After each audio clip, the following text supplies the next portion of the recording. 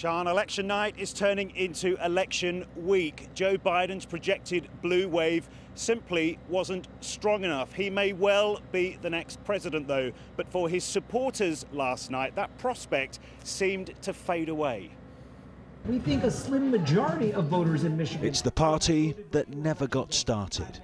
At this election night event for Democrats in Philadelphia, they hoped they'd be celebrating the success of Joe Biden. Instead, the high stakes and the high anxiety brought only a stomach-churning evening. Early on, it became clear Florida wasn't going to go Biden's way. For me, I'm not gonna lie, I'm a bit nervous. And I'm not nervous because I'm thinking about win or losing.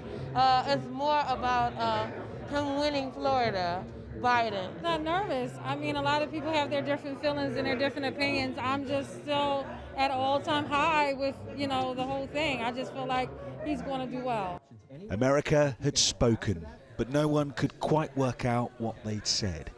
As Donald Trump seemed to be doing better than expected, spirits here needed an early lifting. I know y'all guys are a little, by the faces on some of y'all faces, that y'all a little nervous about the outcome that we're going to have with Joe Biden. But let me assure each and every last one of y'all that we got this in a bag. Yeah, that's what I'm talking about. Joe Biden is going to win, and each and every last one of y'all got to believe that. In the bars and the restaurants and the living rooms across this country, they have been watching the battle for America. But for the supporters of Joe Biden here, they have not witnessed the landslide they were hoping for. The state of Alabama. Reality was starting to bite. There would be hours, days more of this agonizing electoral limbo. I'm very anxious. I'm anxious inside because I know that all of the work that I have put in, and just not me, but other people, all of the canvassers, all of the people that's here that helped out throughout this whole duration. I'm anxious. I feel like a whole bunch of things right now inside. So I'm anxious, I'm nervous, I'm confident. I just feel it's so many expressions right now going on inside of me. Look at how close it is in Ohio right now. With many fervent supporters of the Black Lives Matter movement here, pessimism about 4 more years of a president who has been at times divisive on race. I'm hoping for Biden. Me as a black woman living in America, that's who I'm supporting. But if it is Mr. Trump, if it is Mr. Trump, it will feel like I felt like 4 years ago. Sick to my stomach because I saw a lot of things happen to my people that I don't feel as though would have happened under different leadership. This was Indecision 2020, a campaign without a climax.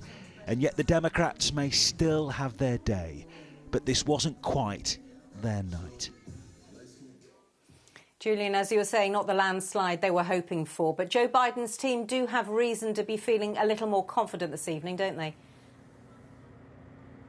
Yes, they're holed up in a hotel here, plotting their next move. He's expected to address the nation here again later on in the next few hours and may claim outright victory. Looking at that electoral map we just saw, you'd rather be him than Donald Trump. It appears the elder man may win. The Democrats may score a political victory, but a feeling last night that they won't score a moral victory. This wasn't so much an election, but a referendum on Donald Trump, a referendum on all the controversies and divisions and tweets of the last 4 years. And it seems that the American people actually like him a lot more than lots of the polls were suggesting.